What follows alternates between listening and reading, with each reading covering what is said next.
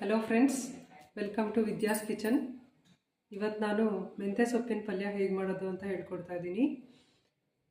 So ಮೊದಲು ಏನೇನು ಬೇಕು, ಇಂಗ್ರೀಡಿಯೆಂಟ್ಸ್ ಏನು ಅಂತ ನೋಡೋಣ. ಮೊದಲು ಒಂದು ದಪ್ಪ ಈರುಳ್ಳಿ ಹೆಚ್ಚಿಟ್ಕೊಂಡಿದ್ದೀನಿ, ಒಂದು 3 ಹಸಿಮೆಣಸಿನ್ಕಾಯಿ ಹೆಚ್ಚಿಟ್ಕೊಂಡಿದ್ದೀನಿ, ಮತ್ತು ಟೊಮ್ಯಾಟೊ ಒಂದೆರಡು, ದಪ್ಪ ಟೊಮ್ಯಾಟೊನ 2 ಸಣ್ಣದಾಗಿ ಹೆಚ್ಚಿಟ್ಕೊಂಡಿದ್ದೀನಿ. ಹಾಗೆ ಕೊತ್ತಂಬರಿ ಸೊಪ್ಪು ಕೂಡ ಚೆನ್ನಾಗಿ ತೊಳೆದು ಸಣ್ಣದಾಗಿ ಹೆಚ್ಚಿಟ್ಕೊಂಡಿದ್ದೀನಿ. ಸ್ವಲ್ಪ ಕಾಯಿ ತುರಿ ತೊಗೊಂಡಿದ್ದೀನಿ. ಮತ್ತು ಮೆಂತ್ಯ ಸೊಪ್ಪನ್ನು ಸೋಸಿ ಚೆನ್ನಾಗಿ ತೊಳೆದು ಸ್ವಲ್ಪ ಹೊತ್ತು ನೆನೆಸಿ ಚೆನ್ನಾಗಿ ತೊಳೆದು ಕಟ್ ಮಾಡಿ ಇಟ್ಕೊಂಡಿದ್ದೀನಿ. ಒಂದು 5ರಿಂದ 6 ಕಟ್ಟು ಸಣ್ಣ ಸಣ್ಣ ಕಟ್ಟಷ್ಟು ಮೆಂತ್ಯ ಸೊಪ್ಪಿತ್ತು. ಎಲ್ಲ ವಾಶ್ ಮಾಡಿ ಸಣ್ಣದಾಗಿ ಕಟ್ ಮಾಡಿ ಇಟ್ಕೊಂಡಿದ್ದೀನಿ. ಮತ್ತು ಉಪ್ಪು, ರುಚಿಗೆ ಬೇಕಾದಷ್ಟು ಉಪ್ಪು, ಅರಿಶಿನ ಸ್ವಲ್ಪ ಖಾರದ ಪುಡಿ ಬೇಕು. ಸೊ ಇವಾಗ ಮಾಡೋ ವಿಧಾನ ನೋಡೋಣ. ಫಸ್ಟು ಸ್ಟವ್ ಹಚ್ತಾ ಇದ್ದೀನಿ.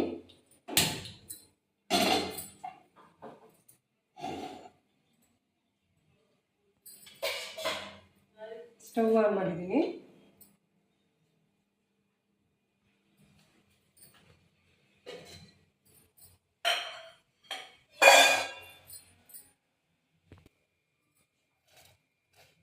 ಮೊದಲಿಗೆ ಇದು ಪಾತ್ರೆ ಕಾದ ತಕ್ಷಣ ಸ್ವಲ್ಪ ಎಣ್ಣೆ ಹಾಕ್ಕೊತಾ ಇದ್ದೀನಿ, ಒಂದು 3 ಸ್ಪೂನ್ಸು.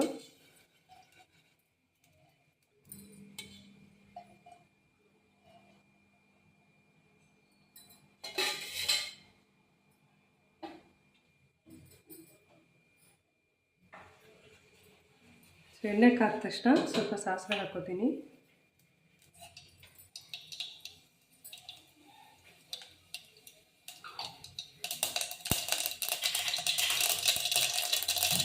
ಸಾಸಿವೆ ಸಿಡಿತಾ ಇದೆ. ನಂತರ ಮೆಣಸಿನ್ಕಾಯಿ ಹಾಕೋತಾ ಇದ್ದೀನಿ, ಹಸಿಮೆಣಸಿನ್ಕಾಯಿ ಕೆಂಪಗಾಗಿದೆ ಅಷ್ಟೇ. ಈಗ ಈರುಳ್ಳಿ ಹಾಕೋತಿದ್ದೀನಿ.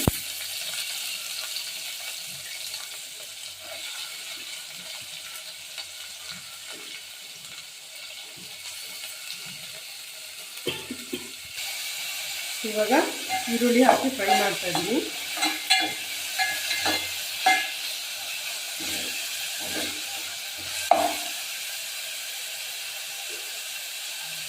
ನಾನು ಇಂಗ್ರೀಡಿಯೆಂಟ್ಸ್ ಹೇಳಬೇಕಾದ್ರೆ ಎಣ್ಣೆ ಮತ್ತು ಸಾಸಿವೆ ಬಿಟ್ಬಿಟ್ಟೆ. ಈರುಳ್ಳಿ ಸ್ವಲ್ಪ ಫ್ರೈ ಆಗಲಿ. ಈರುಳ್ಳಿ ಫ್ರೈ ಆದಮೇಲೆ ನೆಕ್ಸ್ಟು ನಾನು ಮೆಂತ್ಯ ಸೊಪ್ಪು ಹಾಕೋತಾ ಇದ್ದೀನಿ.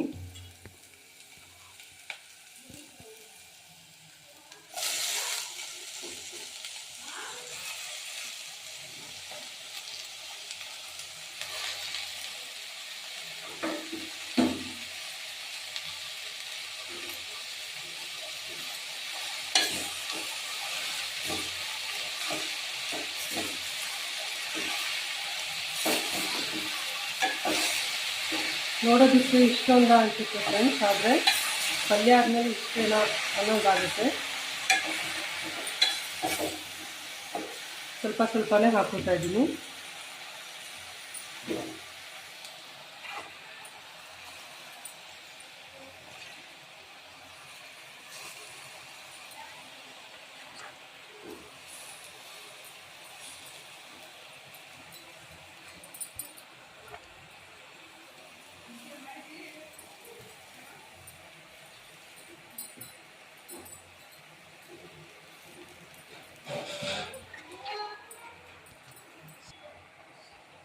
ಸೊ ಎಲ್ಲ ಹಾಕ್ಕೊಂಡಿದ್ದೀನಿ ಮೆಂತ್ಯ ಸೊಪ್ಪನ್ನ. ಇವಾಗ ಫ್ರೈ ಮಾಡೋಣ.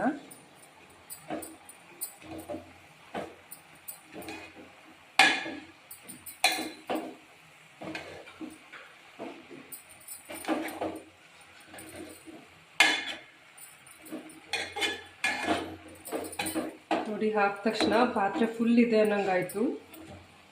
ಸೊ ಬಾಡಿಸ್ತಾ ಇದ್ದಂಗೆ ಕಡಿಮೆ ಥರ ಆಗುತ್ತೆ.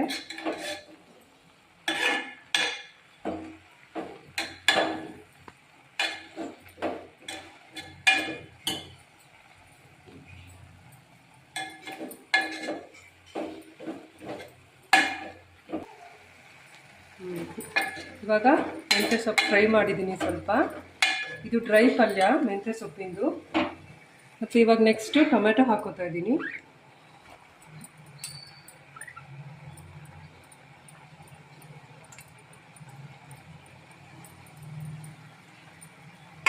ಸೊ ಟೊಮೆಟೊನೂ ಹಾಕಿ ಸ್ವಲ್ಪ ಫ್ರೈ ಮಾಡ್ಕೊಳ್ಳೋಣ.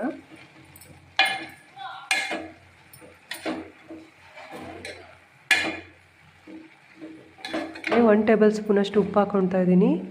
ಇದಕ್ಕೆ ರುಚಿಗೆ ಎಷ್ಟು ಬೇಕೋ ಅಷ್ಟು ನೀವು ನೋಡ್ಕೊಂಡು ಹಾಕ್ಕೊಳ್ಳಿ. ಮತ್ತು ಒಂದು ಅರ್ಧ ಸ್ಪೂನಷ್ಟು ಖಾರದ ಪುಡಿ ಹಾಕೋತಾ ಇದ್ದೀನಿ. ಮೆಣಸಿನ್ಕಾಯಿ ಹಾಕ್ಕೊಂಡಿರೋದ್ರಿಂದ ಹಸಿ ಮೆಣಸಿನ್ಕಾಯಿ ನೋಡ್ಕೊಂಡು ಹಾಕ್ಕೊಳ್ಳಿ. ಸ್ವಲ್ಪ ಧನಿಯಾ ಪುಡಿ ಹಾಕೋತಾ ಇದ್ದೀನಿ.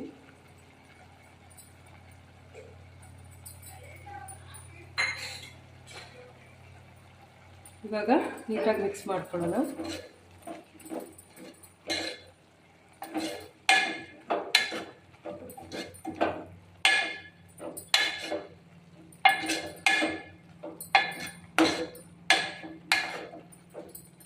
ಸೊ ಇವಾಗ ಸಿಮ್ ಮಾಡಿ, ಸಿಮ್ಮಲ್ಲೇ ಇದೆ, ಬೇಯಕ್ಕೆ ಬಿಡೋಣ. ತಟ್ಟೆ ಮುಚ್ಚಿ ಸಣ್ಣ ಮಾಡಿದ್ದೀನಿ. ಸಣ್ಣ ಮಾಡಿ ಪ್ಲೇಟ್ ಮುಚ್ತಾ ಇದ್ದೀನಿ. ಇದರಲ್ಲೇ ಬೇಯಕ್ಕೆ ಬಿಡೋಣ.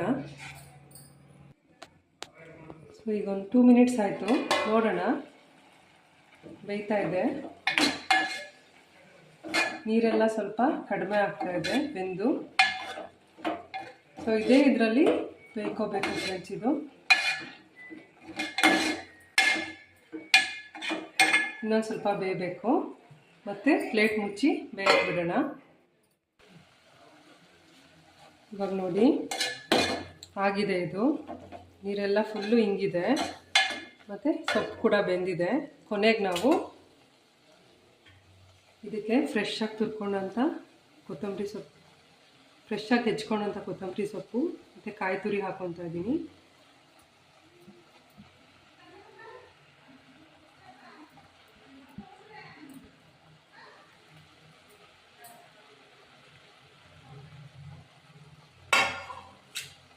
ಎಲ್ಲ ಹಾಕಿ ಇವಾಗ ಮಿಕ್ಸ್ ಮಾಡ್ಕೊತಿದ್ದೀನಿ. ಮಿಕ್ಸ್ ಮಾಡಿ ಸ್ಟವ್ ಆಫ್ ಮಾಡ್ತಾ ಇದ್ದೀನಿ.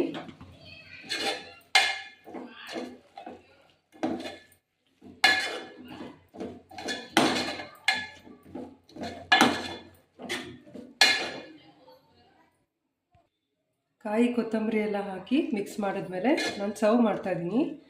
ನಾನು ಇದಕ್ಕೆ ಕಾಂಬಿನೇಷನ್ ಆಗಿ ಚಪಾತಿ ಮಾಡಿದ್ದೀನಿ ಇವತ್ತು. ಸೊ ಚಪಾತಿ ಜೊತೆ ಸರ್ವ್ ಮಾಡ್ತಾಯಿದ್ದೀನಿ.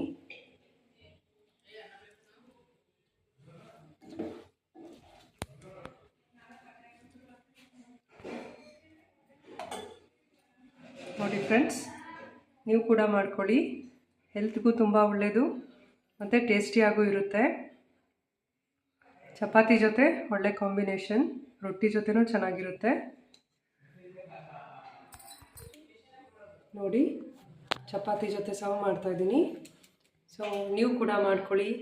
ಹೇಗೆ ಬಂತು ಅಂತ ನಂಗೆ ಕಮೆಂಟ್ ಮಾಡಿ ಹೇಳಿ. ಆರೋಗ್ಯಕ್ಕೆ ತುಂಬ ಒಳ್ಳೆಯದು ಫ್ರೆಂಡ್ಸ್, ಮತ್ತು ಟೇಸ್ಟಿಯಾಗೂ ಇರುತ್ತೆ. ನಿಮ್ಗೆ ಇಷ್ಟ ಆಗಿದ್ದಲ್ಲಿ, ಈ ರೆಸಿಪಿ ನಿಮ್ಗೆ ಇಷ್ಟ ಆದರೆ ದಯವಿಟ್ಟು ಸಬ್ಸ್ಕ್ರೈಬ್ ಮಾಡಿ, ಶೇರ್ ಮಾಡಿ ಮತ್ತು ಲೈಕ್ ಮಾಡಿ. ಇನ್ನೊಂದು